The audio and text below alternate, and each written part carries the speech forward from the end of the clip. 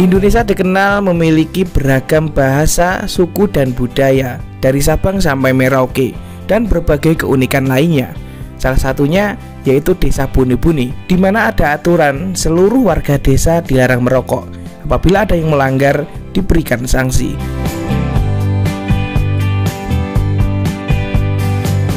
Desa Bone-Bone terletak di Kecamatan Baraka, Kabupaten Enrekang, Provinsi Sulawesi Selatan. Desa ini sangat kecil, terpelosok, namun terkenal di seluruh Indonesia, bahkan sampai ke mancanegara.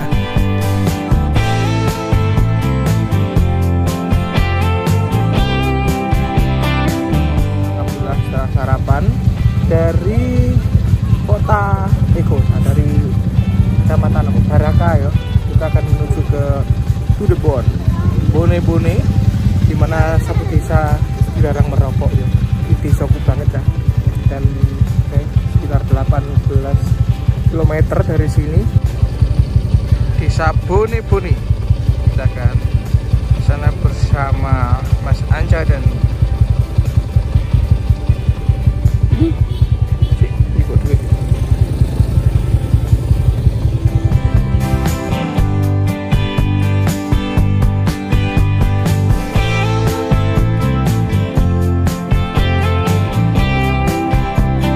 Perjalanan dari Baraka menuju ke Desa Bone-Bone tidak memerlukan waktu yang lama, mungkin sekitar 1 jam perjalanan, dan kita melakukan perjalanan santai, disertai dengan jalan yang lumayan enak, cor-coran, dan diselingi dengan pemandangan perbukitan lereng Gunung Latimojong, yaitu gunung tertinggi di Sulawesi.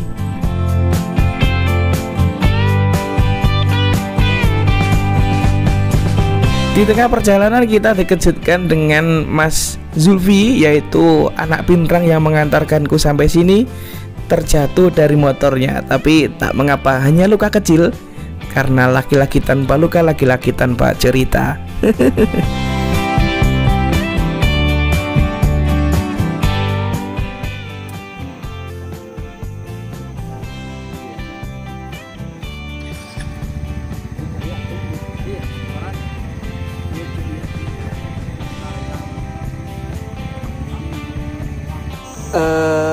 Alhamdulillah, akhirnya kita akan memasuki desa di mana di dalam suatu desa ada aturan dilarang merokok, minum minuman keras, dan obat-obatan terlarang, narkoba. Siapapun yang melanggar akan terkena sanksi, yaitu sebuah denda ya. Berapa dendanya? Nominal berapa? 1 juta, 2 juta? 5 juta mungkin. Langsung, berarti ketika ketangkap basah langsung didenda gitu. Dan di sini memang ketat, neng koyok apa nih ya, bis pengurus ini kono sing bener-bener ngawasi warga nih gini, sing misalnya melanggar aturan yo didenda. Namanya Desa Bone-Bone. Mungkin iki desane pamungkas mungkin kok kene iki. Ayo Tudebon. Tudebon, Bone-Bone. Tempatnya nek Kecamatan Baraka, Kabupaten Enrekang, Provinsi Sulawesi Selatan. Mungkin konco-konco nek pengen rene dari kota Makassar, perjalanan sekitar 7 jam, 6-7 jam perjalanan ya sekitar itu, dan kita bisa masuk di Desa Bone-Bone jalur akses aman tanpa asap rokok. Mungkin ada yang kono berinteraksi dengan warga ataupun siapa saja yang bertanya-tanya di sana. Iki, oh ya kamu rokok dulu. Iki bener-bener desaku cah. Nek pomo Cak Nun mungkin brebes krungu nek desa ning ngene iki. Jarene kan lanang gak ngerokok, gak beringosen ya. Ini ora enek wong rokok mergo ning. Kalau di sini masih boleh rokok ya. merokok. Sebelum masuk gerbang. Sebelum masuk gerbang merokok dulu, dan ini portal dimensi cah. Tapi mlebu kene wis ora oleh ngerokok.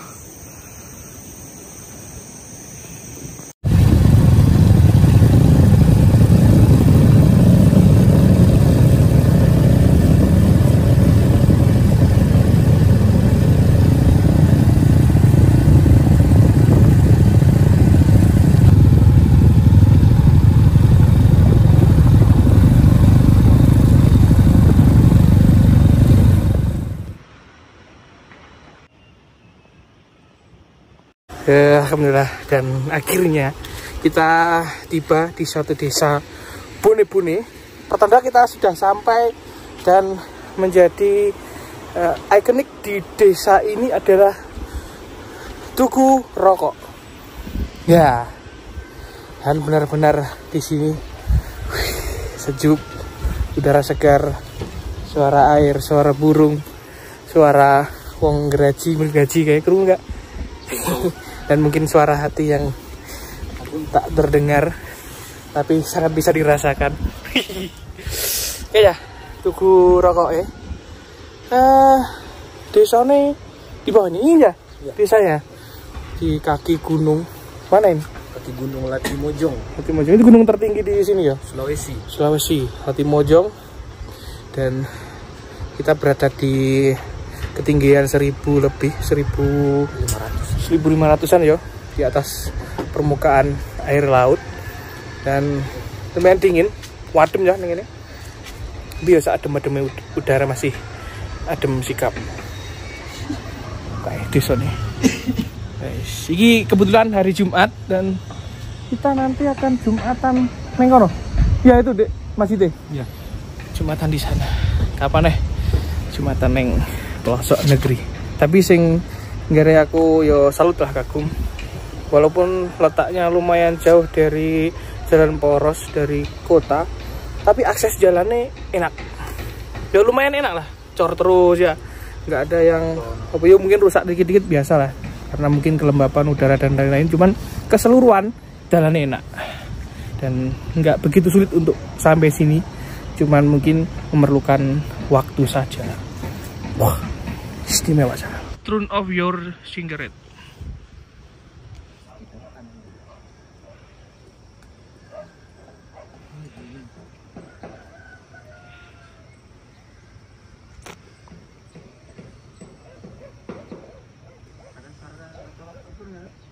Alhamdulillah akhirnya kita sampai di desa Bune-Bune. Dan setelah sholat Jumat, kita berkesempatan mewawancarai secara langsung Pak Desa, yaitu Kepala Desa Bune-Bune.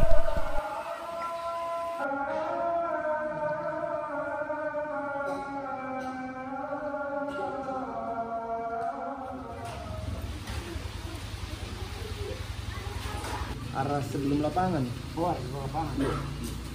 Assalamualaikum. Sebelumnya perkenalkan dulu, saya dari Kediri Pak, dari Jawa Timur. Kebetulan keliling kemarin dari Kalimantan, terus alhamdulillah bisa masuk Sulawesi ini, khususnya Sulawesi Selatan. Kebetulan mampir mau ke Toraja. Terus ada teman di sini di Baraka, terus dikasih tahu kalau di sini ada sebuah desa namanya Bune-Bune ya. Yang dimana ada larangan untuk merokok. Ya, itu makanya saya penasaran. Dan di sini bersama Bapak siapa? Nama saya Idris. Pak Idris ya. Ya. Sebagai Kepala Desa. Kepala Desa di sini. Jadi Pak Desa katanya di sini ya sebutannya. Ya Pak. Ya. Terus yang pertama nih Pak, sejak kapan ada larangan merokok di desa ini khususnya? Sejak tahun 2000 kita memang sudah adakan, namanya dulu memang sudah disampaikan ke masyarakat sejak tahun 2000 tentang tidak boleh merokok, tapi ya, ini bertahap. Yang pertama sejak tahun 2000 sampai 2022 hanya tidak boleh menjual rokok dulu.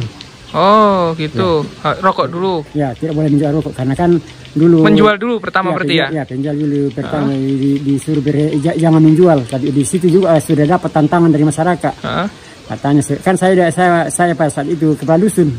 Oh dulu? Iya dulu. Berarti di sini kepala desa baru Bapak pertama kali juga? Iya, saya pertama, tapi pernah saya berhenti 1 periode, baru saya lagu masuk udah tahun 2000 periode kedua.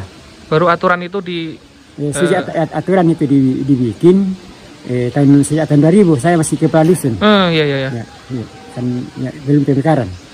Berarti pencetusnya Bapak juga itu? Iya, saya juga iya. Mungkin ada apa ya, gesekan dari masyarakat juga, terus memberontak juga karena mungkin masih banyak yang merokok, atau memang inisiatif warga desa juga banyak yang sudah nggak merokok dari lama atau bagaimana? Sebenarnya dulu itu Saya kan kebetulan saya sarjana dari Makassar, saya sarjana UIN. Nah, ya saya berpikir bahwa bagaimana dimajukan ini kampung kalau rata-rata generasinya kandas di bangku sekolah, tidak lanjut sekolah. Ya, karena saya melihat pada saya sementara kuliah, kami 8 orang dari Bone-Bone yang kuliah hanya karena kesadaran, hanya A2 yang sempat selesai. Saya melihat apa kendalanya, ternyata pas masalah ekonomi. Yang kemudian dia gagal karena dia perokok. Nah, itu yang saya lihat dulu sebagai latar belakang. Yang saya punya pikiran di situ yang pertama bahwa majunya kampung adalah pendidikan. Tidak bisa maju tanpa dengan pendidikan. Nah, walaupun bagaimana harta kalau tidak bisa dikelola tidak bisa juga bisa maju. Iya benar. Iya. Berarti latar belakangnya dari Bapak sendiri ini, Cak? Iya. Dan dari dulu nggak pernah merokok? Iya, memang. Sama sekali? Saya nggak pernah merokok. Saya pernah coba dulu merokok waktu saya di Alia, Ternyata baru 1 kali saya isap, ternyata kenapa bau rokok semua pakaian saya rasa, iya. Berarti nggak nemu enaknya? Ya, enggak. Ya. Tapi saya punya bapak perokok berat saya punya bapak. Berarti termasuk perokok pasif Bapak ya juga ya? Iya. Tapi saya 4 saudara laki-laki tidak ada memang yang ambil warisan bapak, tidak ada yang merokok. Oh gitu. Iya.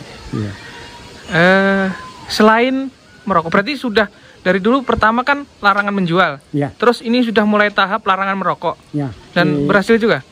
Kan itu bertahan 2 tahun. Tapi di situ juga saya lihat karena kan pada saat saya kepala dusun, saya memang sudah wanti-wanti. Apakah bisa diterima ide saya ini kalau saya lemparkan ke masyarakat? Kalau saya sampaikan bahwa kan kita belum tahu bagaimana ke depannya ini tentang ide, apakah diterima? Tapi saya memang pancing dulu karena ini kan pengaruh mahasiswa waktu saya masuk mahasiswa. Kebetulan saya ikuti masuk di organisasi. Saya sudah berlaku dulu kepala dusun 2 tahun, saya mundur. Mundur dari kepala dusun itu? Saya pancing, apakah saya diterima? Kan itulah kalau mau menggolkan ide, saya mundur kepala dusun. Masyarakat sudah ramai-ramai datang di rumah, jangan mundur. Saya sudah berarti kalau saya lempar ini pasti pro kontra orang. Tapi saya sudah bisa ambil kesimpulan bahwa saya menang. Akhirnya saya lontarkan di masyarakat pada saat itu. Tidak boleh menjual, tapi kan ini ide kami kumpul memang 8 toko, toko masyarakat, toko agama, toko pendidik, toko pemuda, saya selaku pemerintah, siapa lagi satu yang di situ 8 ini, tapi 8 orang ini mewakili semua toko. Akhirnya kita timbulkan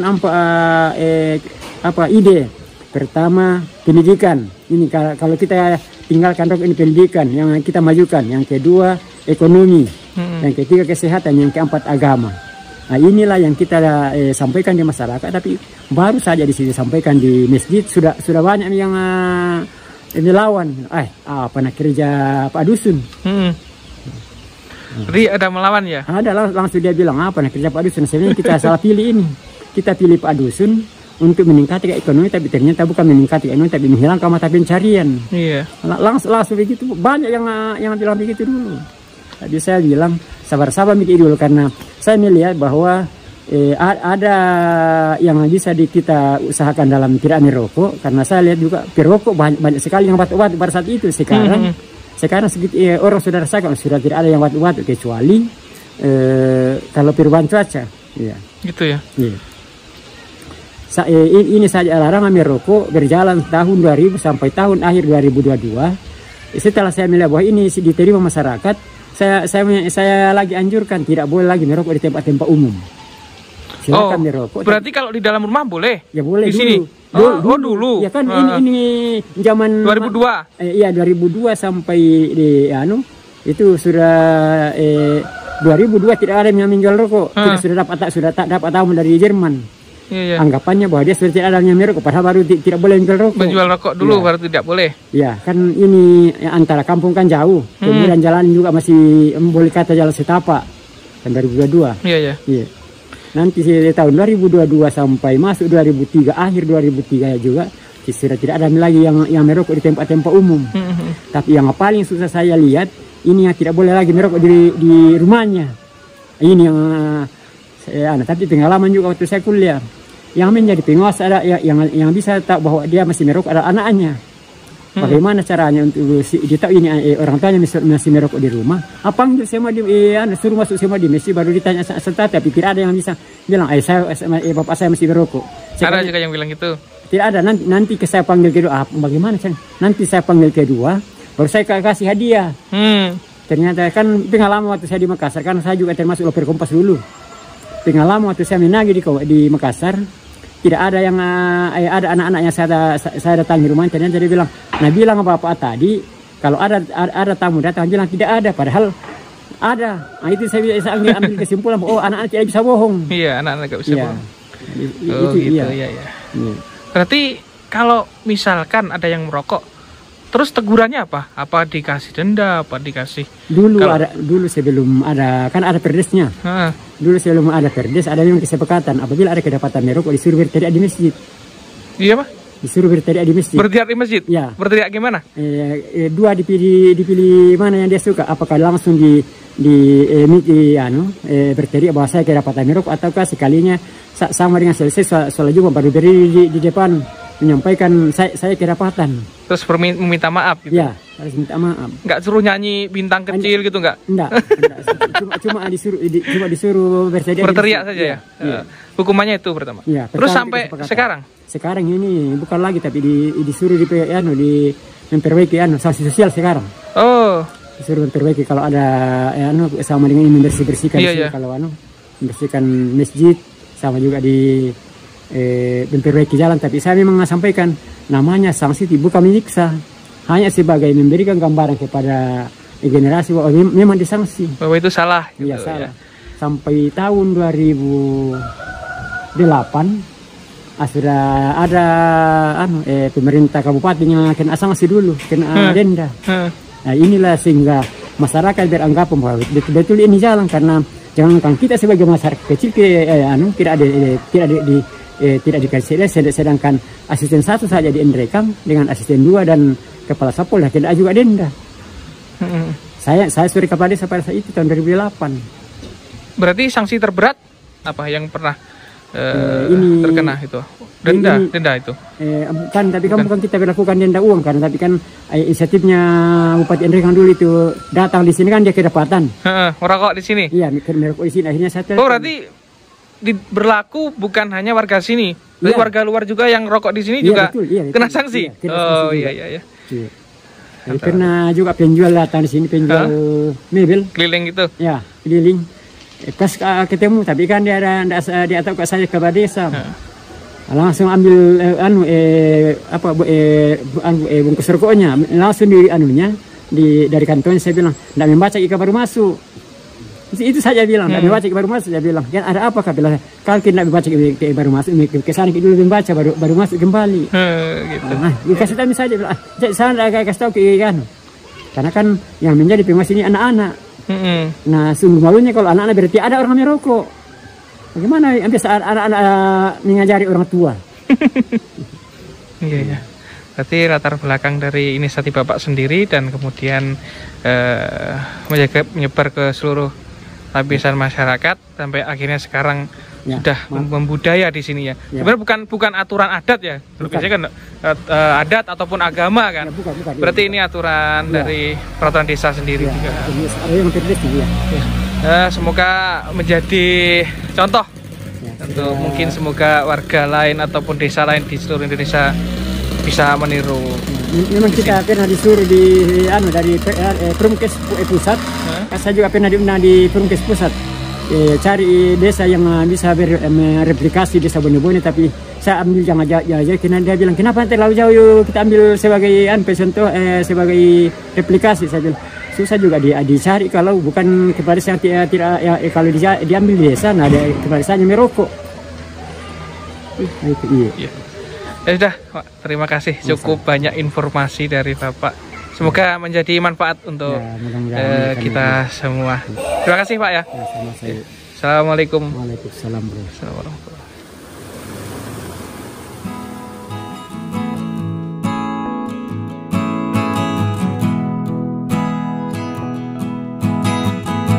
Menerapkan kebiasaan untuk tidak merokok mungkin sangat sulit dilakukan di Indonesia ini yang sudah turun-temurun melakukannya. Namun sebaliknya, di desa Buni-Buni ini sudah berhasil menerapkan larangan merokok untuk seluruh warga desa. Bahkan untuk pendatang pun juga dilarang merokok di sini. Dan aturan itu pun terbentuk hingga ditaati sampai sekarang melalui proses yang lumayan panjang, dari tahun 2000-an sampai sekarang. Awalnya adalah inisiatif dari Pak Desa yang dibersamai dengan kesadaran masyarakat yang menjadikannya aturan ini unik.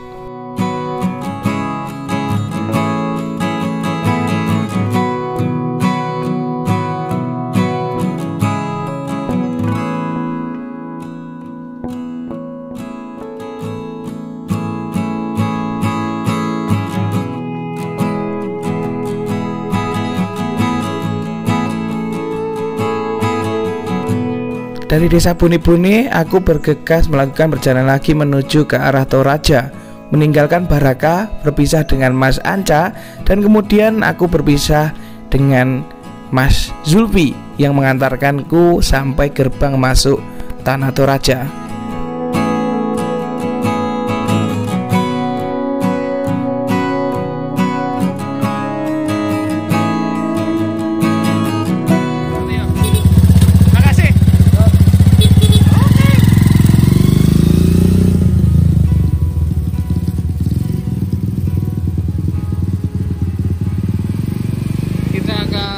Lanjutan perjalanan menuju ke Toraja. Alhamdulillah sudah sampai perbatasan Tanah Toraja.